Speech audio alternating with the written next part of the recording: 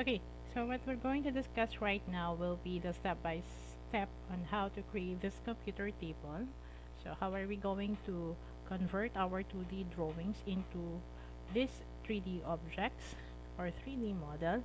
So what you see right now is a computer table. We have specific measurements, which will be our uniform measurement for everyone. And as you can see, all of the components of our 3D model basically consist of box object or iikot lang po yung command na gagamitin ninyo for the production or creation of the project into box command. No other commands, no other objects except boxes. Okay, so how do we do? First, let's take the top view of the object. Okay, so this is our top view. Our x-axis is 2.0 meters. Y-axis will be 0.60 meter. Okay, we have a shelf. Okay, yung shelf po natin is 0.60. Yung sa may table area niya is 1.40. Okay? For the height, this will be the left side. Okay? So our height, we have the higher shelf, which is 0.70. You can put your CPU here. The next one, or the middle one, will be 0.40 and another 0.40. This can be a good place for your printer, and this one will be for the other stuff. Okay? And then our main table actually has a height of 0.70. This one. Okay? And then we have a tiny shelf wherein you can put your screen if you're using a desktop. That will be 0.20 in height and 0.20 on your y-axis. 1.40 on x. Okay? And then our frame will be 1.5 inches.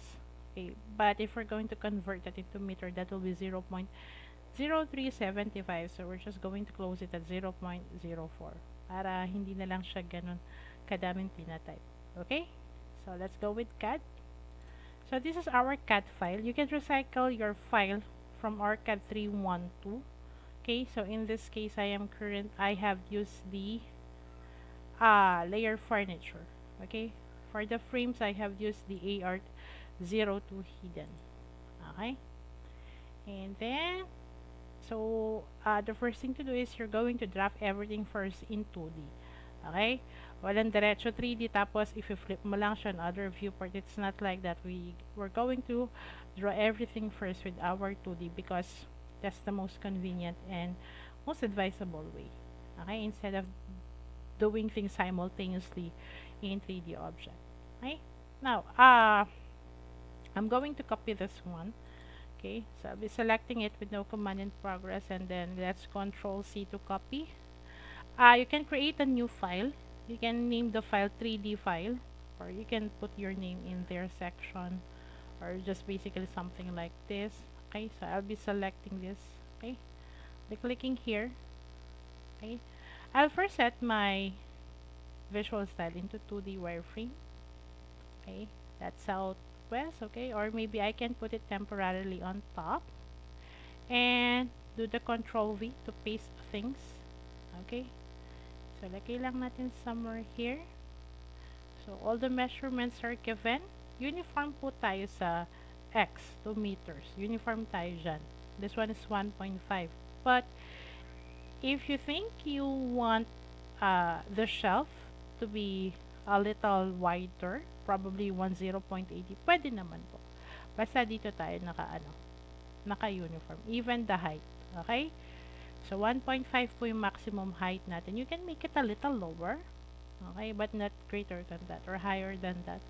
Okay? If you want two shelves, yan. If you want two shelves on both sides, say gusto niyo this one is 0.40, tapos isa dito at isa sa kabila, symmetrical sila, nakagitna yung table, pwede po. Okay? Just do not copycat exactly yung sample natin. Sa measurement lang po, ulit tayo uniform. Okay? Now we already have this. I just have to delete this dimensions. Okay? So it will be easier for us since meron naman po tayong object snap. And I'll be switching my view to southeast. Okay? And then I want this one to align in front. Okay? Ma'am, bakit hindi na lang po tayo nag-copy using the front view? pwede naman. But there might be chances that your objects will be disoriented. So this is the safest way to have your objects pasted. Paste po sila in top view. Tapos ang gawin na lang natin, we'll be using a 3P command. 3P, 1, make sure ortho is on. Okay, so that's 1, 2, and 3. Enter. Okay, and burahin ko na to. Okay.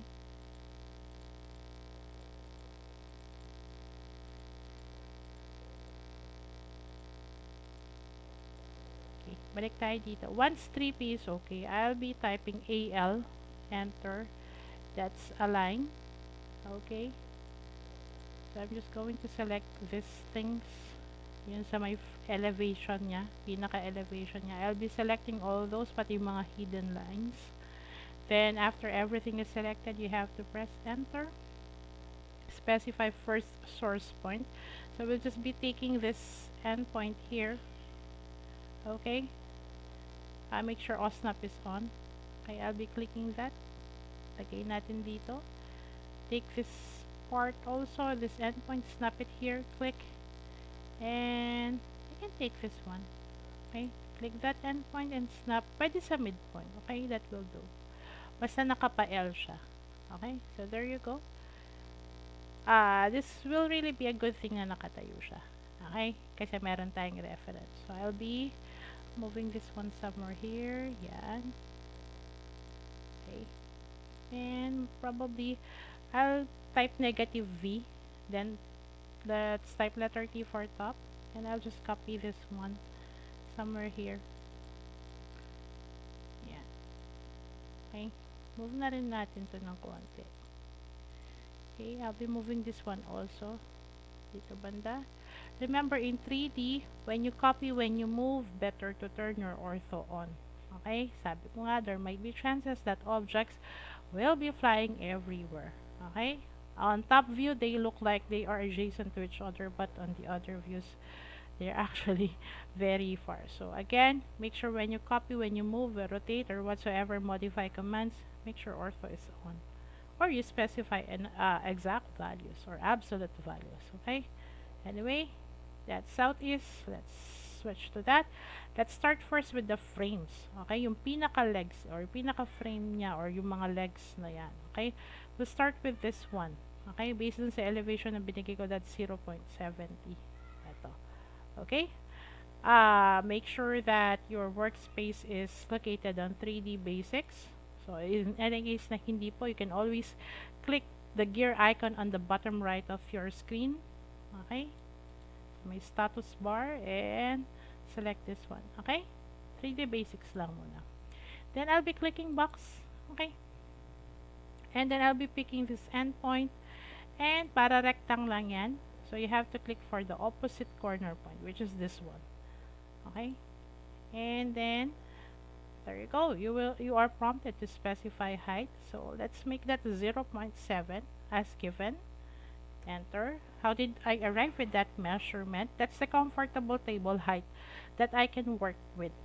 Okay?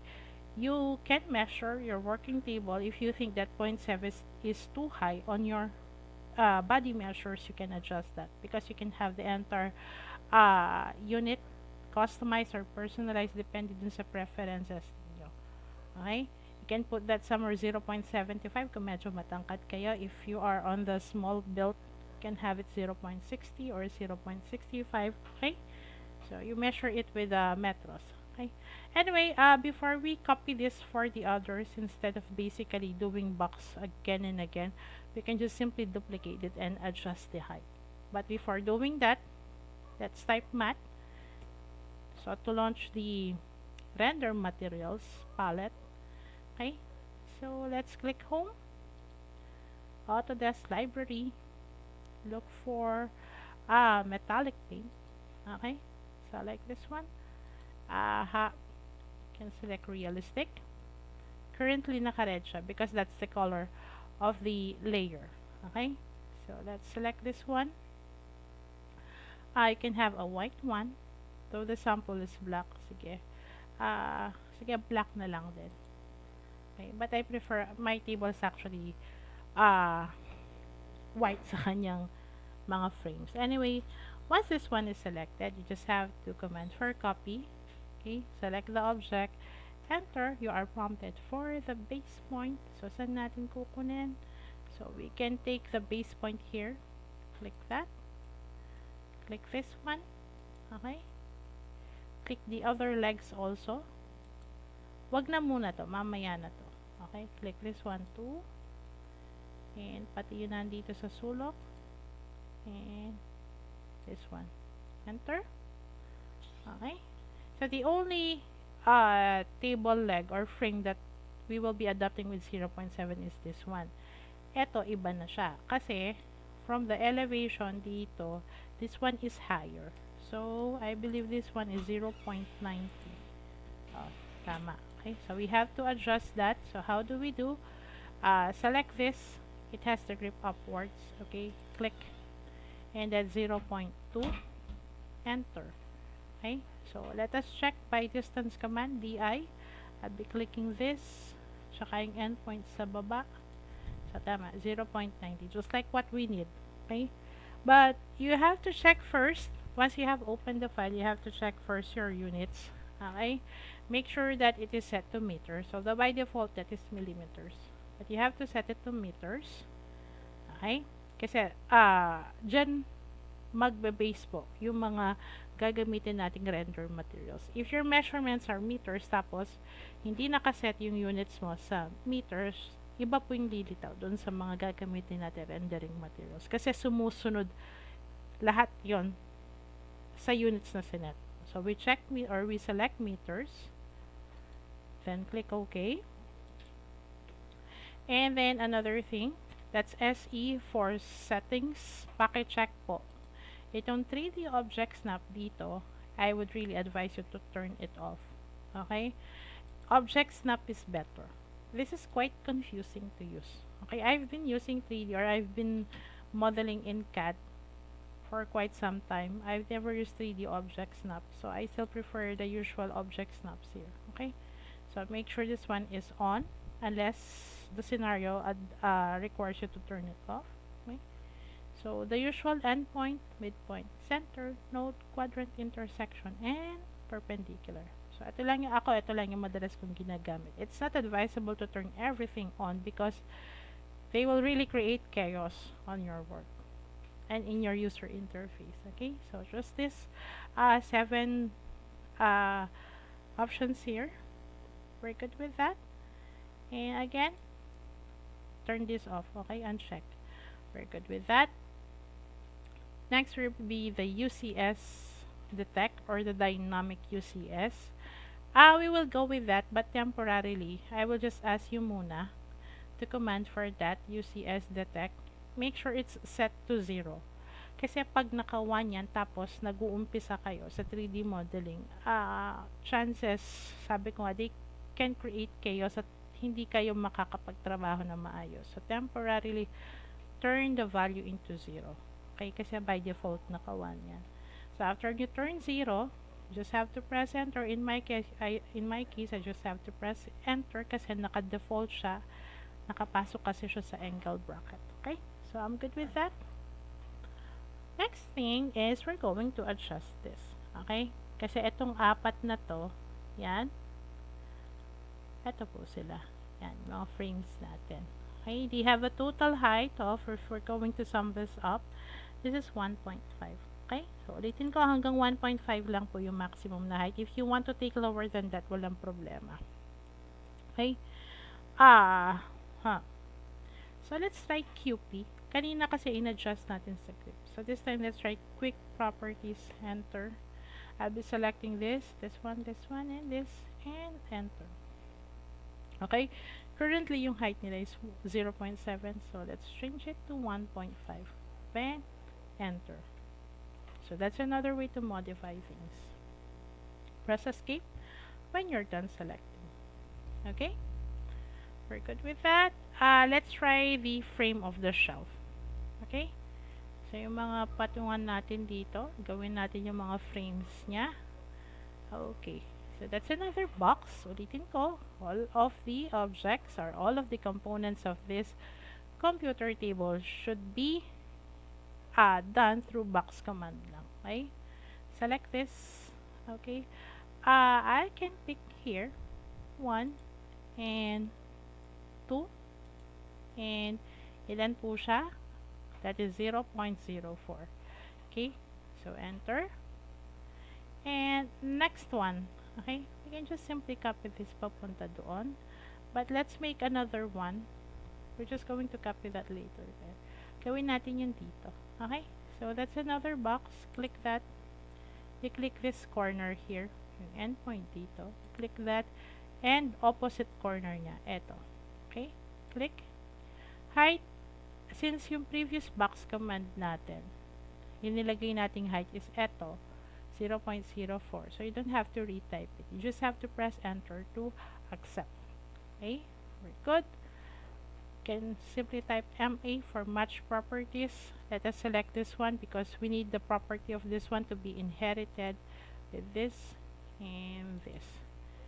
Enter. Okay? Let's copy CO. Select this. Enter. We'll take the midpoint. Click. And click natin dito sa midpoint. Okay? Click. Enter. Press enter to repeat copy. Let's select this one and enter. Take the midpoint and midpoint. Okay? Click. Enter. Okay? Pwede din naman siyang you can also use endpoint. Dito kayo mag-copy papunta doon. Pwede din siya. Okay? We're good with this 4. Let's try 3DO. Okay? 3DO stands for 3D orbit. This is one way to view the other angles of your object properly. So 3DO enter. Hold your left button of the mouse. Just slightly press it and move a little and the way that you wanted your object to orbit or to rotate. So, tama naman. Wala naman lumilipad. Okay? So, everything fits perfectly. Okay? Walang nag-overlap. So, one of the many advantages of using object snap. Okay? So, I'll press escape to end my orbit command. I'll be back with southeast. Zoom in. Let's copy this 4. Okay? So, since andito po yung pinaka niya, yung pinaka measurement niya,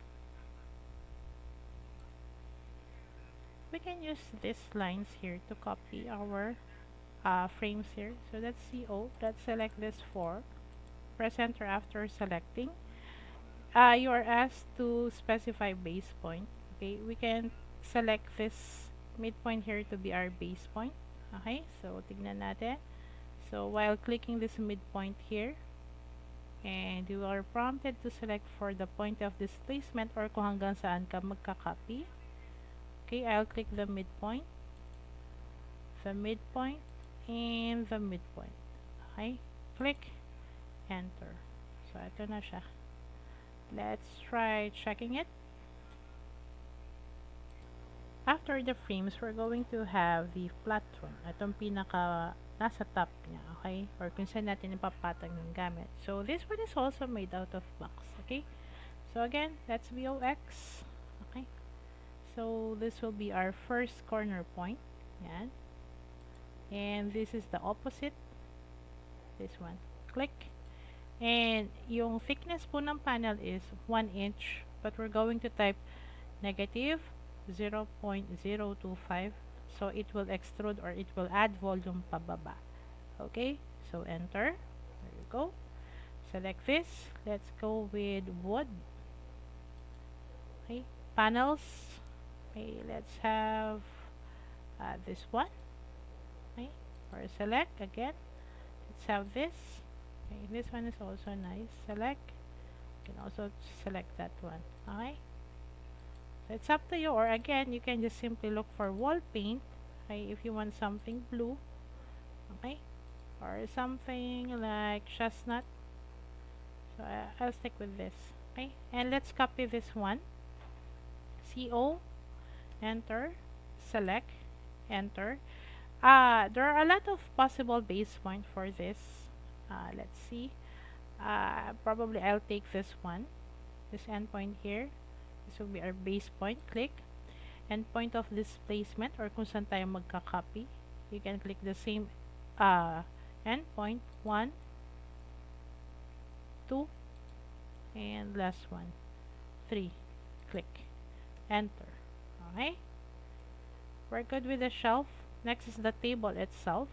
So kailangan po niya ng frame dito sa baba at saka dito. So that's another box.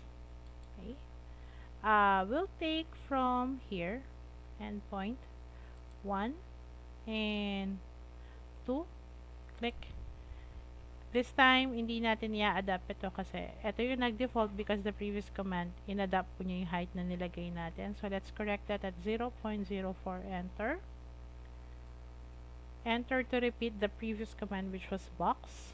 We can click this corner point here and the other opposite corner point. Click. Same pa rin po, 0.04 because of the previous one. So, press enter to accept. And MA to match prop, select this as the source of property and select this to inherit. Okay, enter. Control S to save. We also need to put frame dito sa main table natin dito. So, we can just simply copy. Select this. Enter. Okay, let's pick this endpoint here. 1 and 2. Copy na din natin siya pataas. So, remember, yung table height natin, meron siyang 0.70. Okay? But we have to copy that by 0.70 to be subtracted yung thickness ng frame, which is 0.04. So, therefore, yung lalagay nating height para makopy siya sa taas is 0.66. Enter. And another one. Okay? So, dagdag lang tayo ng 0.2 dito. Dito sa 0.66. Bakit? Ito po, yung nandito. Okay? We need to add frame with this. Yan, yung nakikita yung square dyan. Tsaka dito. But unahin na natin tong pangatlo. So, from 0.66 plus 0.2, that's 0.86. Enter. And enter. Okay? Yung nandito, ito po, okay? We're going to have another copy command. So, CO, enter, select, enter. So, ilan yung ilalagay natin? So, let's check. Escape ko lang. So, this is DI. So, ilan? That's 0.16. Okay? So, CO, enter, select this one, enter. This is our base point. You copy it, type 0.16, enter. And enter. So, saan galing po si 0.16? Ito po. Okay? Yung kanina. This one is 0.2. And we have to deduct yung nandito niya, which is 0.4. Kaya 0.16 na lang. Okay? And of course, we have to add height na din dito or frame dito. CO, enter. Select this, enter. Click this one. Yan. 1. And damay na natin to. Click, enter, simply select it, adjust, you can use the grip, okay, papunta dito. Yan, so that's another way. And let's copy that, select, enter, let's take this corner point here. Oh wait, just have to move this a little here. This one, select this, adjust it na rin. Yeah, there you go. Better. And let's copy this. So, select, enter. Let's click from here. And click natin dito. Okay? But I have to check first. So, I have to check on top view. Okay, so we have to move it pakaliwa with 0.04. Okay, dapat kasi umaapak siya dito. Southeast. Okay, move, select this one, pick from here, click and click, select this. Okay, click the grip and type 0.04, enter. We're almost good. Next thing will be yung dito na lang. Okay? So, ano yan? Yung dito kanina. This one, yung nakikita yung box earlier para makumpleto na natin. Eto. Okay? So, yung box na to, maybe we can create a box out of here. Click box. Okay? 1, 2, and let's point 20. Enter. Okay? So, let's move that. Select, enter. We'll take from here. Click. And, okay. We click dito. Okay? So, there you go. Dapat pala hindi natin in-adjust to. Tama lang siya kanina. No. 0.04. There you go. Okay? MA. Select this. Select this. Okay? Copy. Select this one. And you'll take the midpoint here. And copy there. Okay? So, if you want to still adjust this one kasi nag-overlap siya, pwede. But since hindi naman siya ganun ka-obvious, you can just simply have it that way. Or again, adjust natin siya hatak 0.04. Enter. Okay? So, let's try checking it at realistic. Okay, we're good. Okay. So, ito pala siya. Lumagpas pala siya.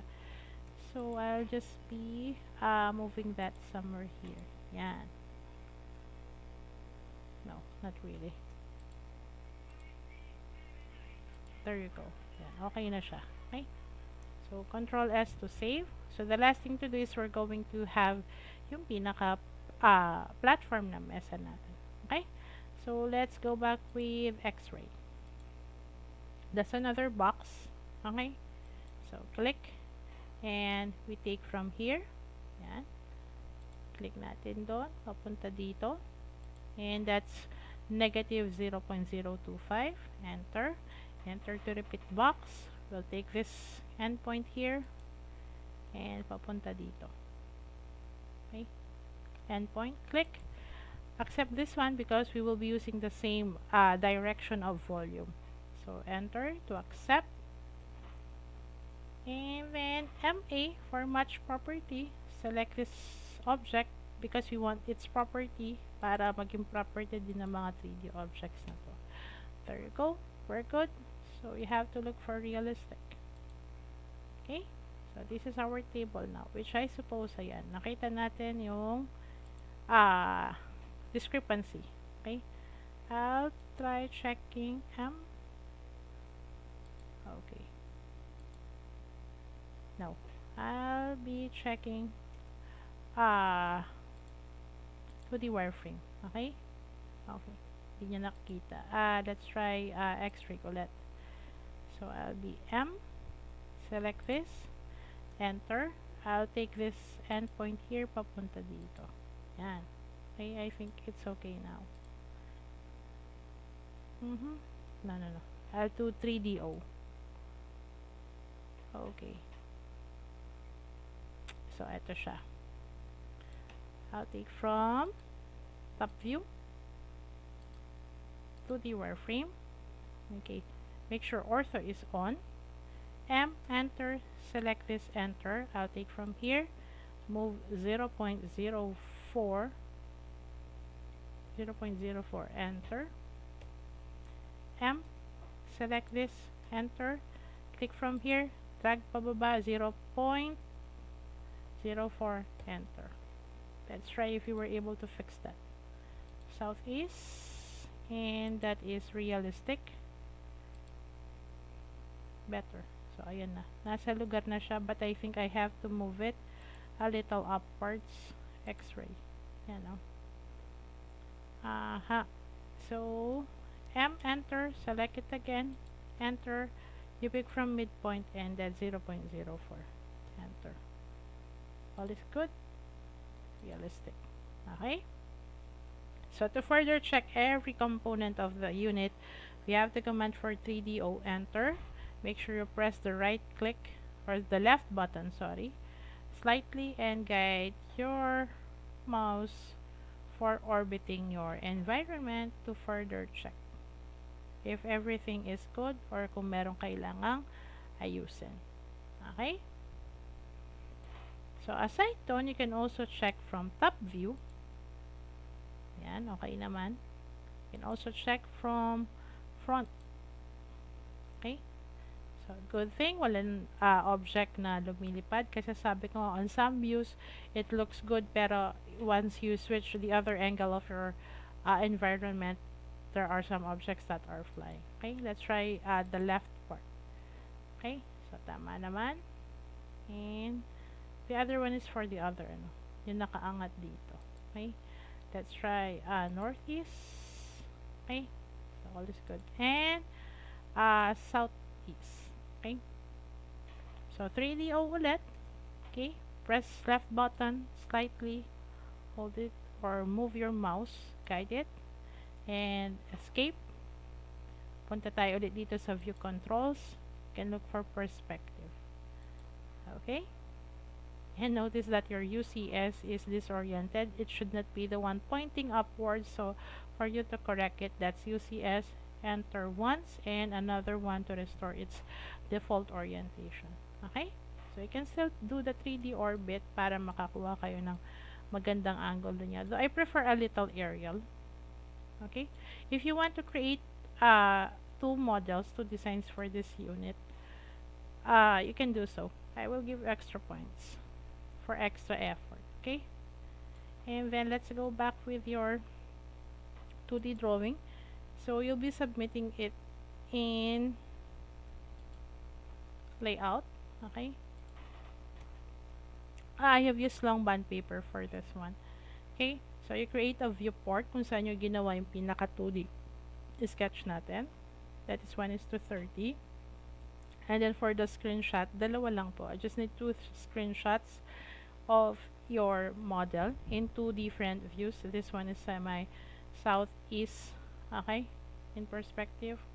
Okay, so ito para normal view siya, but I prefer something semi-aerial. Okay, you can use the remaining space here for your screenshot as proof of your attendance in our discussion. Okay, so this is due on March 25, 5 p.m. Okay, thank you for that. If you have further queries, just let me know.